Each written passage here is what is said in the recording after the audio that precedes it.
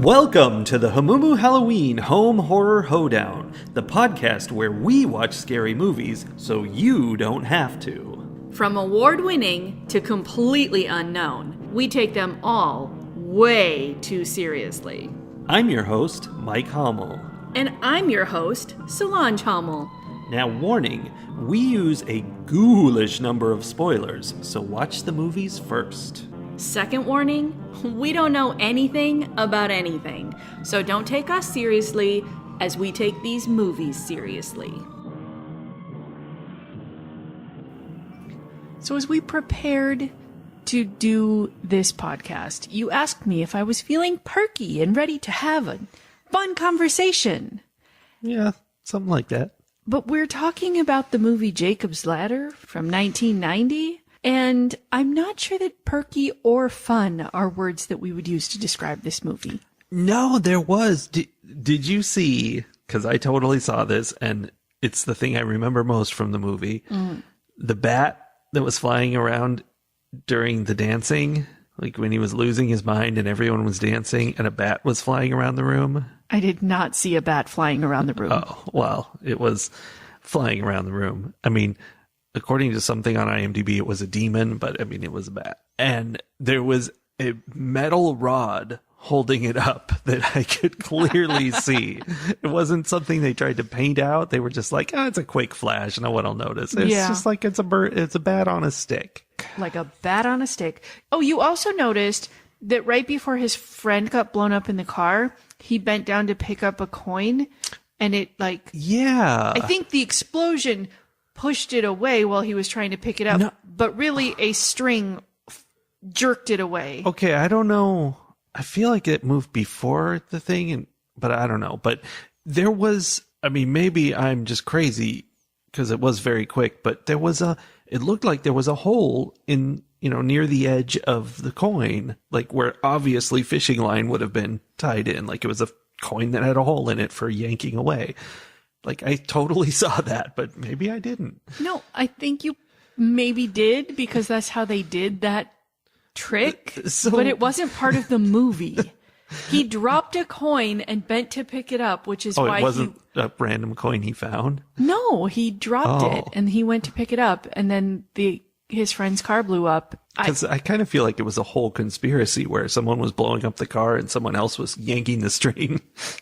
Right. If your entire plan to blow one person up and not blow another person up depends on the other person bending over to pick up a nickel on the street, that's a shaky plan. Well, and you have to get him to take the nickel first, and then you have to follow him closely enough that the string keeps working, not pulling it out of his pocket the whole way. Yeah. It's elaborate.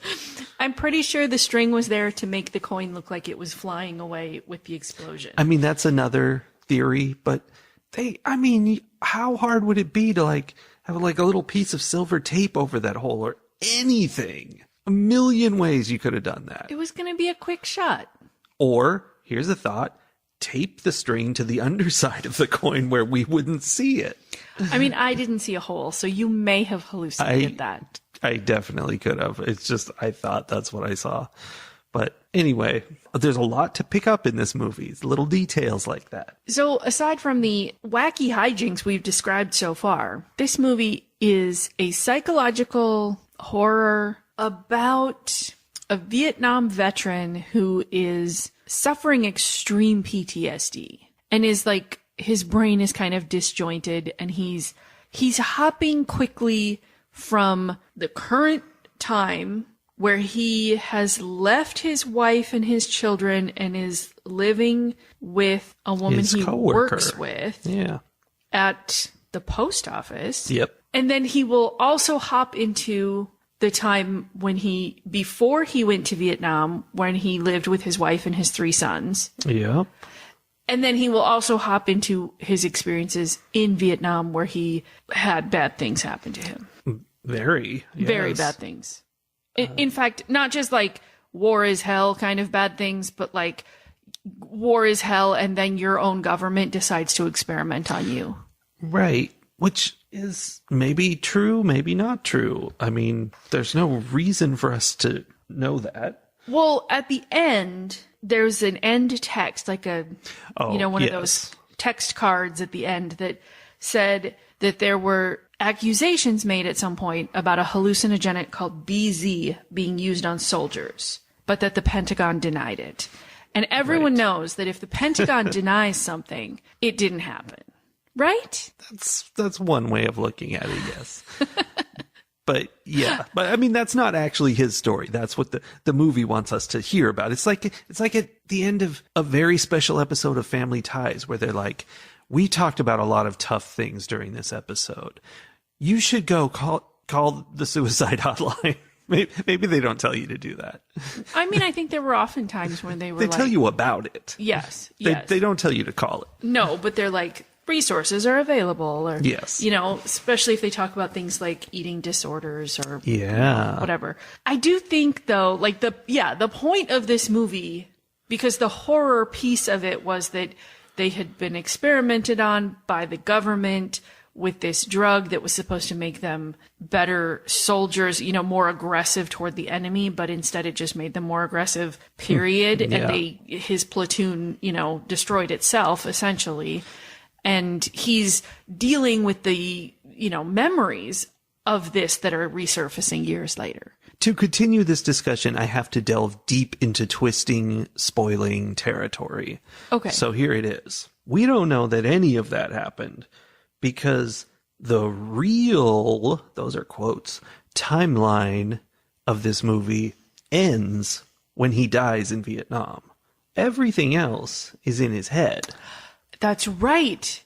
Because it's like that other movie, which this isn't going to be a spoiler because I can literally never remember what this movie is called. I have been trying to think of it for the last couple of days. It's like that other movie that we watched that I absolutely loved, where it was all pieces coming together, everything, like all these weird coincidences and people and everything. And it turns out the whole movie took place in like the seconds between when this person was in an accident and when they died. Mm-hmm. Maybe minutes, I don't know. But yeah, wow. Okay, I knew that, but then I had kind of forgotten that because so little of the movie was actually about that. Yeah, about half the issues on IMDb about this movie are like, that model of car that they show in this scene is accurate chronologically, but since he died before that car came out, he wouldn't have known that. And that's just ridiculous. No, like his death brain was able to like accurately predict what the world would be like in however many years. Yeah. Which is funny because one of my notes about this movie is it really seems like the mailman is like the most exciting thing to everyone around. Like all the women are hitting on the mailman. Mm-hmm. There's a whole like crowd of women in the street who are singing, "Hey, Mr. Postman" at him because they're like so excited to see him. And I'm like, that's ridiculous. But then when you realize that the whole movie is in his head and it's a death dream, then he wants the mailman to be the coolest guy around. Right. He is the center of that universe. Yeah. That was interesting because I made a note about them doing that and I was like, that's weird. And is so that weird. Like, is that a weird 90s thing? Was that a weird 90s perception of whatever time period it happened in the movie? I couldn't really tell when things were happening. It was in the past. It was in like the 70s or 80s something. It was sometime before it was made. Yeah. But also, he was the same age all the time. Yeah. But I don't know if that was lack of makeup effort or just that he was. Yeah. And we never did see his boys. The woman he is living with says that they came by, but we never see them. And I thought that was interesting, like that his death brain didn't give him an image of his children.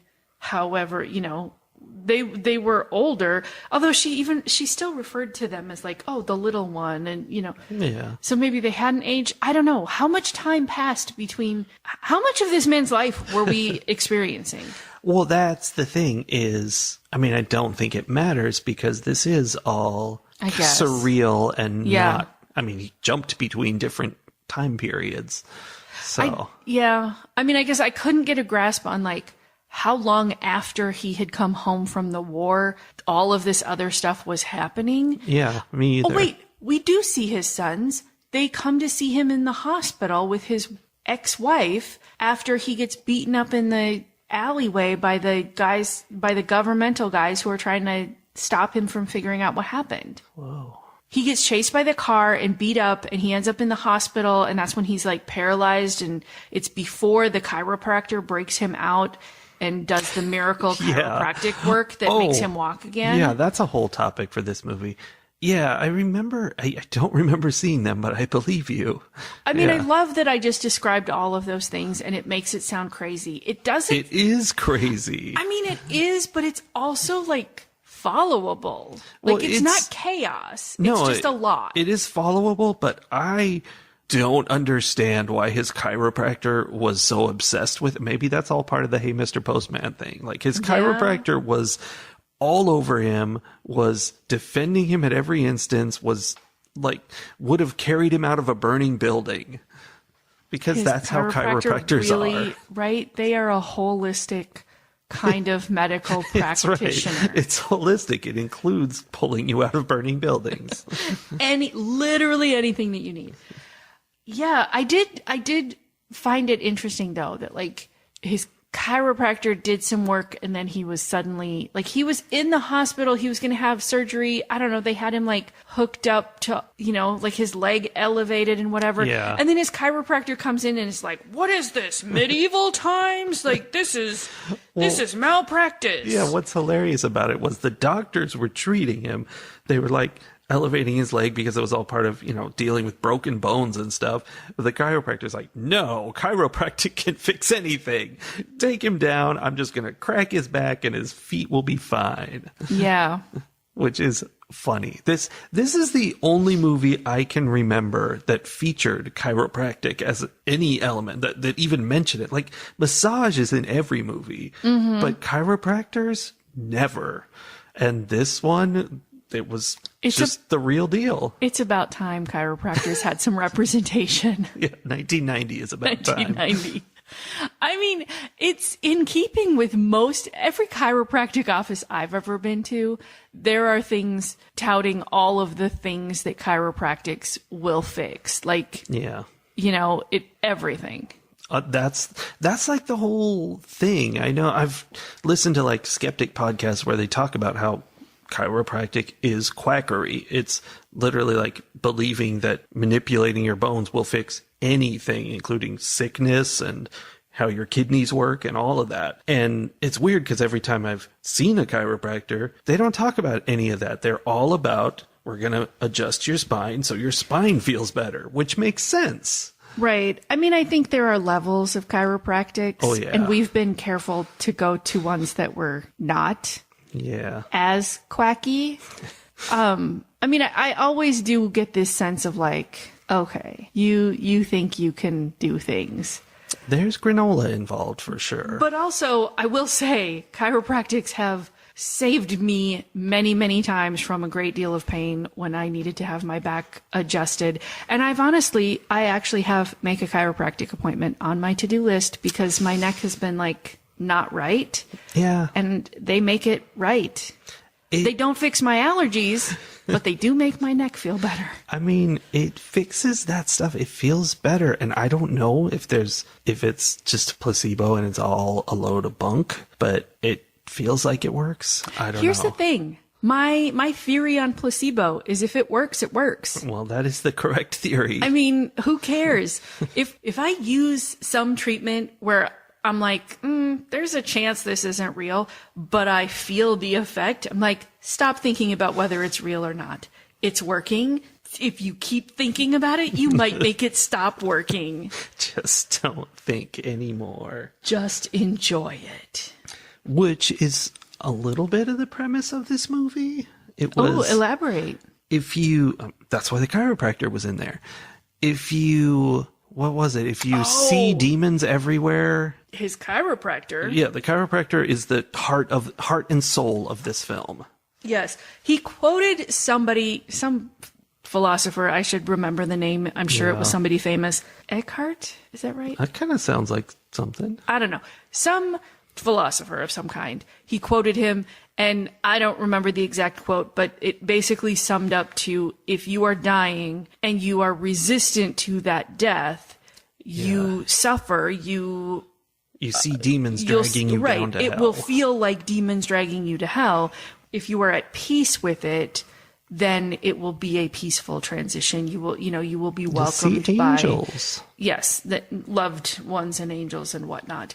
And that was like very much what was going on in this movie the whole time. Like, he was clearly resisting dying. The military doctors at the end were even like, "Ooh, he put up a good fight." That was the resisting. And he was resisting and resisting and resisting, and he was experiencing all of these terrible things and having all these like nightmarish experiences and literally seeing demons. Like the dancing thing, like there were A dancing demon? I mean, something isn't right there. it was there was a tentacle demon all over his girlfriend. Yes, there was. In very tentacle demon ways. I'm just going to leave that there. Otherwise, you'll start bleeping me. Yeah. But like, so he was seeing actual demons and darkness and, blah, blah, blah. And then eventually he starts to just be okay with what's happening, or his chiropractor, I don't know, that chiropractic adjustment. He adjusted really, his brain. It did. He made him think differently. And so he goes back to the home where he lived with his ex-wife and his 3 sons, one of whom had been like hit by a car while he was Right. It's important that he was hit by a car. And so he sees the son who had died, and his son, who was played by Macaulay Culkin when he was just a tiny little guy, says, come on, let's go up. And so they like climb these stairs to the 2nd floor or the 3rd floor of the house into, this very bright light. Bright light. And pretty obvious what that's about. Yes. Also, I don't know if you know this, but Jacob's ladder is a ladder to heaven. I remember learning that a long time ago because I had this wooden toy called a Jacob's ladder when I was a child. You probably should have climbed living that. in the middle of the woods playing with toys Did you carved have out a hoop of and wood. a stick also? And I feel like at some point in my childhood, like I was like, I don't know, I learned something about that phrase. So I did know that. But yes, it's the ladder to heaven. He climbed a stairway to heaven, which is a very 90s thing. Yeah, it sure is. Yeah, he is Jacob. He had a son. They were called Gabe, but that's short for Gabriel. He had a son, Paul. His girlfriend was Jezebel, which is highly relevant. No. His other sons were called Jed and Eli. Oh, Like Jedediah. Yeah. Yeah. See, but Paul is somebody else who was in there. I have a note about him. I don't remember who he is. His ex-wife's name was Sarah. Yep. I mean, it was 100% Bible names, is what I'm saying. Oh, I think Paul was the chiropractor. I think Dr. Paul Singer, perhaps. And honestly, like if we knew something about all of these different names and who they came from in the Bible. I mean, Jezebel was pretty obvious. And like she was. She was. And Sarah, I think, was like some kind of long-suffering woman who Probably. Some had kind children of pillar when of she salt. was 800 years old or something. I mean, that happened a bunch. So I'm sure the names all, like, there's some kind of connection to who they are in the Probably. Bible and who they are in this story of what happens to him. So that's, a layer that we didn't necessarily experience that someone else might enjoy. Yeah. I mean, I knew those were Bible names. That's all I need to know. What do you think was going on when he had the 106-degree fever and had to be put in the bathtub with ice? Yeah, I don't know. I mean, it was because he was freaking out about seeing all the demons at the dance party, and mostly freaking out because that one bat was on a stick, and he's like, "Who's holding the stick?" God. Yeah, that's the thing. It's like when you're in a movie and you catch the special effects, you're like, "What? How does this make sense?" But he saw that, and then he came home with a terrible fever. I don't know what the... I mean, I guess it could have been the equivalent of like his body going into shock. Because I think, and obviously all of this is kind of unreliable just because we don't know how much is real and what isn't. But if there was some kind of drug that caused all of that to happen, and he did, in fact, get stabbed in the stomach with a bayonet knife by one of his platoon mates, like he might have been, blood loss and whatever. He might have been experiencing cold feeling. Yeah. I will say that, when you struggle against death, you see demons trying to drag you down. The obviously demon Jezebel was seeing him dying and doing everything she could to stop that, to keep him there in this dream he was in. So there's kind of that, but I don't know. I mean, the only time she cared about him at all was when he was in danger of some kind. Yeah. Otherwise, she was just generally very annoyed terrible. by him and his life, especially his children and any memories.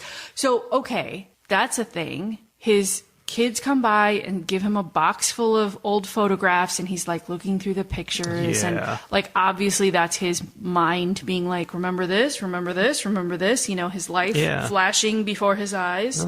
And then Jezebel takes the box and throws it in the incinerator, which then also is his brain, sparking out, and like he's losing parts of his brain because that's of interesting. things. But before she did that, that was like in secret when she was alone. Before that, when she was right there next to him and he's looking at them, she like grabbed him and started not tearing him up, but kind of, crumpling him and shaking him up. And she's like, what are you doing? She's like, oh, I don't like things that make you sad.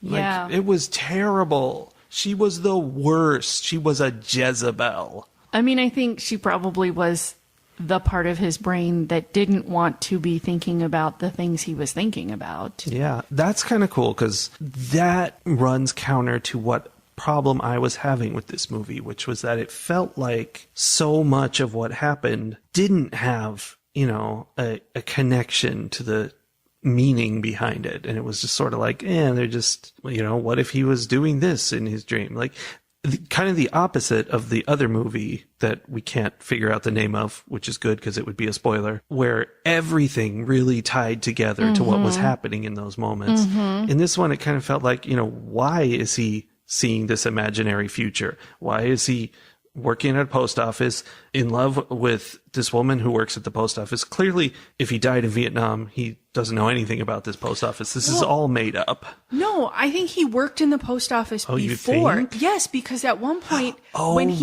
with his wife, he's all like, oh, I just had a weird dream. I was living with Jezebel. Jezzy from work. Except that was a weird dream of the life he was living after he came back from Vietnam and blew his life up, and like, that's it's all very confusing, twisty. but that actually kind of makes sense. Then that's where it came from. Was right? It was the dream he had. Yeah, he had some weird dream about her at some point in his real life, and then as he's dying, like his brain's grasping at all of these different things, which is like the exact opposite of, like you said, that other movie, where in the other movie, the brain is like taking everything that's right in front of it and making this whole elaborate universe out of it. And this is taking his whole universe and turning it into what's happening right now in some way. And that was, like the demons trying to run him over in the car and in the subway. First of all, that was what I was saying about Gabe. He keeps getting run over by things. He keeps narrowly avoiding getting run over by things, which is connected to Gabe dying by getting hit by a car. So there's that. But, why was that happening? And then he meets up with all his army buddies, tries to get them on board with the idea that they've been, drugged by the military and driven crazy. And they are on board. They all want to do it. And then they all back out, and sort of like they're having a secret meeting together, everyone but him, in which they're deciding to back out together. And I don't know what that means, and I don't know how that fits into the story. I think it fits in because here's what I'm going to choose to believe about this movie. Okay. That this test, the drug testing, actually did happen. Like, that was real. And his brain is putting it together in that moment, you know, in those moments of death where it's remembering, like, you know, it was that very classic, the movie starts with this very classic, like, Vietnam story scene where everyone's sitting around and very bored and like eating and whatever. And then crisis hits, you know, where they go from the boredom of war to the terror of war immediately, right? Yeah. And it's this really, like, wild, confusing scene that doesn't make sense. And it's not the violence that doesn't make sense, because that fits. It's like all the crazy behavior, like the spinning around. Yeah, everyone goes nuts. My belief about this movie, my canon of this movie, is that those things really happened. And his brain saw some of those things. And he remembers eventually that he was stabbed by someone from his own platoon. And he's like putting all of the things, like, oh, we ate, and then people were feeling sick, and then everyone went crazy. And so he's like putting it all together. Like, he knows his platoon mates all died. Yeah. Just like he's dying. But, you know, it's taking them and turning them into some of the stories so that he can figure out, like, that's how his brain figures that piece out, is by, you know, pretending that he's having conversations with these guys that were there. Yeah, I don't know. That's no, what I think you're improving it, because, like, then, you know, the chemist comes and finds him and expositions this whole thing to him about how the army drugged him. And that, again, was like, if he died back there, he would have never learned this information and all that. So the idea that you put in there, that he's putting it together, and probably filling in pieces. Like you said, the chemist never would have explained. He wouldn't know it was called ladder and it was for this reason or whatever. Like, his brain just made that part up.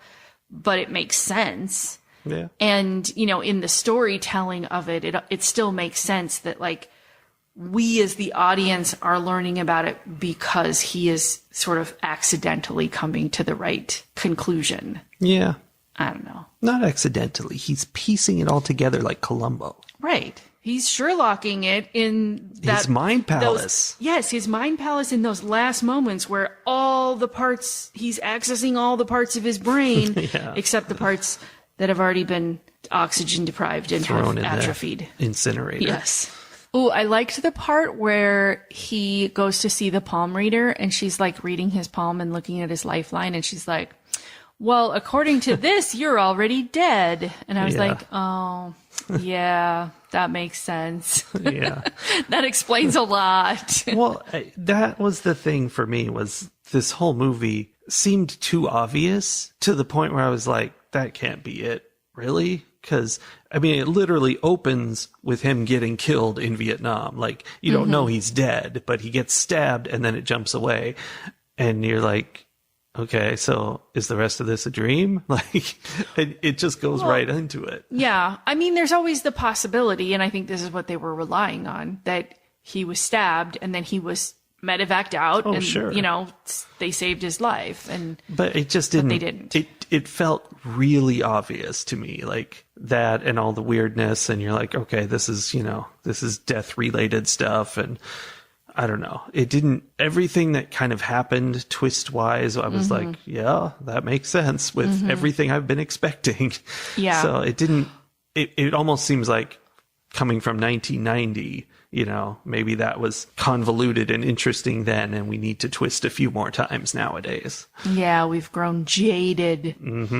I just realized that maybe the reason the chiropractor doctor in his death dream was so amazing was that it was the representation of the military doctors, you know, the field doctors who kept him alive a surprisingly long amount of time, right? Yeah. Like, and I think there were times where he woke up during that experience and, you know, the doctors and whoever, you know, the helicopter medics and whatnot were hovering over him like angels, right? And were saving his life. So it makes sense that the doctor in his dream would kind of be a miracle worker, would save his life. Yeah, I mean, I don't know. It's like it works in interesting ways, and it makes a lot of sense and is kind of cool. It just didn't, I don't know, it felt a little too obvious.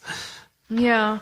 I mean, like you said, it might be a timing thing. I mean, this movie is now almost 35 years old. Oh no. Oh no, Yeah. Sully, no. Yeah.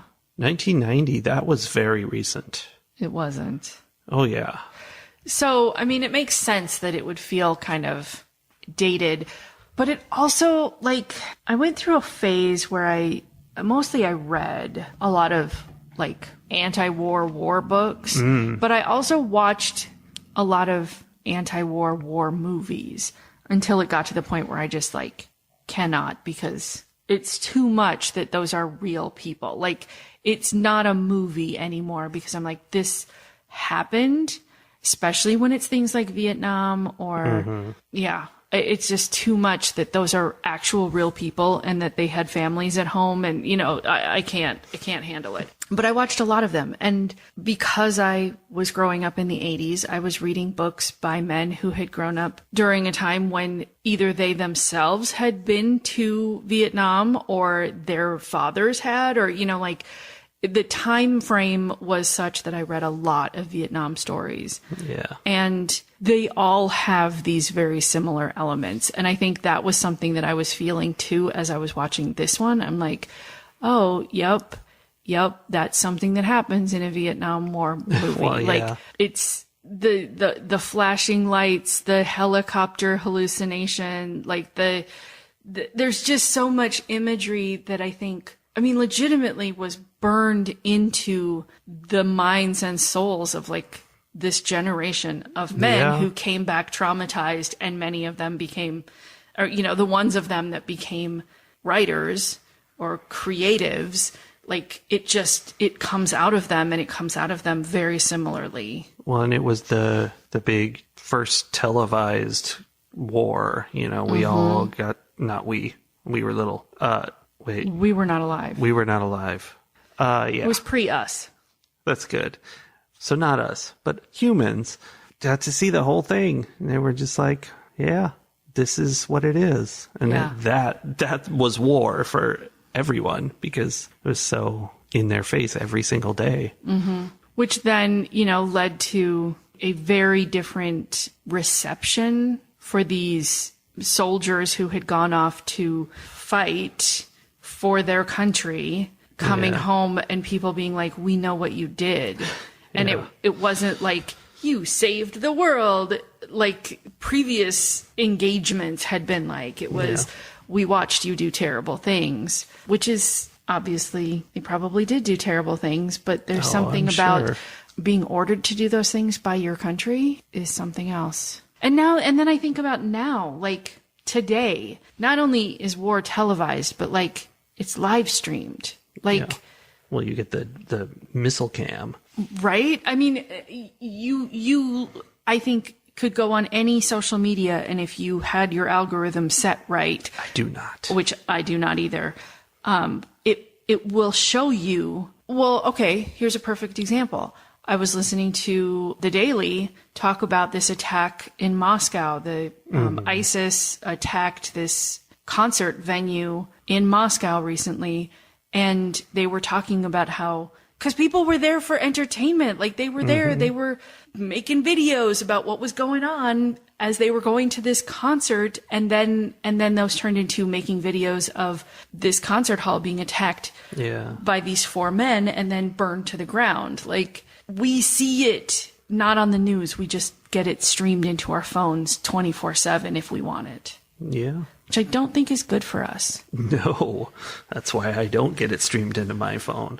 Yeah. This was a heavy movie. Yeah. I mean, it was about all those things and life and death. Yeah. And family too. Like, I find it fascinating that in his last moments on Earth, he clearly wanted to be with his sons and was still in love with his ex-wife. But like, why did his brain make it his ex-wife? Like, why had he left his family and was living with someone else in his last moments dream? I mean, that was my complaint, but I guess it was coming from that dream he had that one night. Yeah. I don't know. Well, and I mean, what our brains do to process what's happening to us doesn't make sense usually. But true. I find that like the saddest part of the whole thing is that he was punishing himself essentially in those last moments. I think for his son's death. I think he felt responsible for his son's death and was like, I think like to there was punish something there. himself, he could no longer be with his wife and his 2 remaining boys, which is just sad. That's a very biblical thing. Your punishment is to be away. Yeah.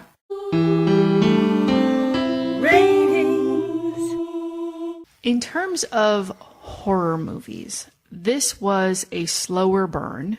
Yeah. It was very psychological. It was very surreal.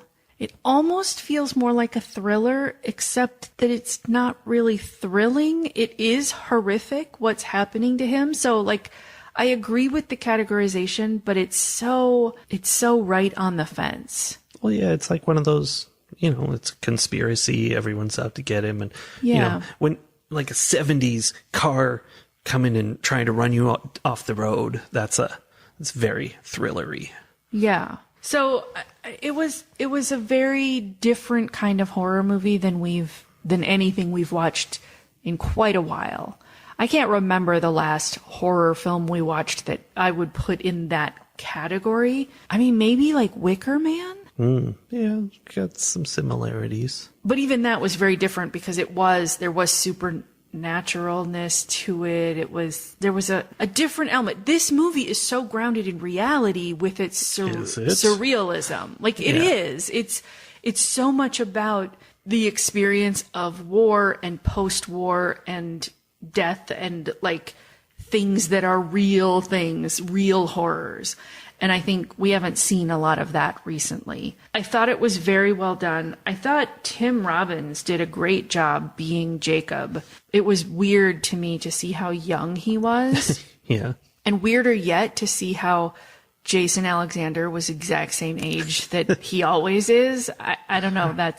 There was some weird time stuff happening there. But I thought it was really well done. I think it felt old and it felt very serious. And I think for me, I don't know what that does for me for how I want to score it. I didn't enjoy watching this movie. It wasn't bad, but I wasn't having fun watching it. It was like work, right? Like I was taking a class. Have fun. No, I know. But it's, then I want to be like, it was good though. I liked it. I am going to give it, along with this like very rambly review, I am going to give Jacob's Ladder 4 wallet stealing Santas out of 5. Mm-hmm. Maybe even 4+. That's not a number. Do you mean 4.5? Yes. Maybe even 4.5. No, I'm going to go with 4. I don't know. That feels like I think the problem that I'm having is if I give this a high score, which I do want to give it, you know what? 4.5. I am giving it 4.5. Okay. I think it's a good movie. I think it's well done. I'm afraid that when I give this movie a high score, people are going to be like, this is a horror movie. I like horror. I should go watch this movie. And then they're going to be like, what on earth did I just watch? Well, here's the thing. When this movie came out, it was the scariest movie. Everybody was like, this is terrifying. And for years and years, that's all anyone would talk about. It just, the demons were so scary. And I know it doesn't seem, this movie invented the shaking face. Really? Yeah, that's where it came from. And it really, people are like, I had the worst nightmares. It was so horrifying. I mean, the faces in the train that went by, like, yeah. There was some really intense Images. stuff. Yeah. But 35 years later, we've seen that. That's the thing, is it just, I was expecting to be more, I didn't think it would scare me, but I thought it would be more of a, like, wow, there's so much, but it was really just a few tentacles here and there, and one guy shaking his head. I mean, it was more than that, but I see what you're saying. Yeah. It was like a Metallica video. Right? Here's the thing. You and I watched more music videos that were scarier than this. Yeah. Yeah. And things today are way different than this. So I do think my 4.5 is very much based on like what it was when it came out. And that I do feel like this is like a classic. It is a classic. Yes. I can see why. It feels like a classic horror movie, but it's not scary now. Except that war is still very much a thing in our lives. Yeah. And I do think war is scary. And I do think that the idea of your government betraying you like that is really one of the most realistic horrors that we are experiencing right now. So, yeah. So, yeah, I had more of a negative impression coming out of this movie, like I said, where it didn't have that feeling where everything really tied together into the twist and the message. But then you came up with all these theories that kind of made it all come together so much more. And that's improving the score for sure. But like I said, it's not scary to me. I wanted it to be like those images are creepy. They were just not, I don't know. I feel like we've seen 70s movies that were more effectively creepy today, but maybe not. Maybe I'm just imagining. Maybe we should have watched it at night. I don't know. But I'm going to give it 4 wallet stealing Santas out of 5 because I really did think it was good. It was an interesting story. The thing that brings it down for me is the fact that, for me at least, it was so obvious. Like, I think a movie today that was like this wouldn't have opened with him getting stabbed in Vietnam. Like, that would have been kind of peppered throughout. But I don't know. It seemed like too straightforward, and I was really expecting a twist on the twist, and there wasn't any. I mean, they really strung it out in terms of like, did he die in Vietnam or not? Because they did. There were so many flashbacks of him being rescued. Yeah, but I mean, in the end, it was like exactly what it seemed like it was. So, I don't know. 4 stars. Okay. Santas. 4 Santas. 4 Santas. Wallet stealing Santas. The worst kind. Second worst kind, but yeah. What's the worst kind? You don't want to know. My brain immediately is listing all of the different horror movies we've watched that have terrible Santas in them. My brain is like, there are a lot of bad Santas. There are a lot of bad Santas. Okay. The girls are so cute. Yes, our babies are sleeping in front of the fire. So we're going to go join them by jumping in the fire too. And then we will be forgotten. We will have our own death dreams. Yeah. No, don't jump in a fire, kids. That's an unsafe thing to do. Hey, you know what, kids? Stay in the dark. We're going to use the fire to light up our next movie and smoke it. You're really trying to make that happen. No, I'm not. you say I'm making that. a joke of making it happen. It's called a running joke. It's a kind of thing that comedians do in comedy. I remember in like our first or second season, the running joke was that we were going to catch you on the flip side. No, not on the flip flippity side. floppity. Thank you. Yes. Okay, well, stay in the dark, kids. Because we'll catch you on the flippity floppity. Oh, no. What have I done? Bye. Bye.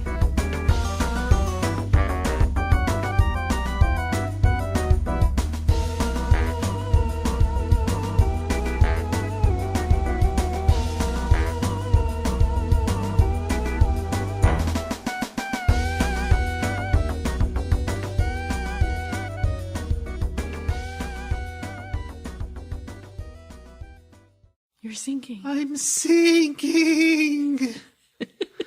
It's a slow fall. You're getting shorter and shorter.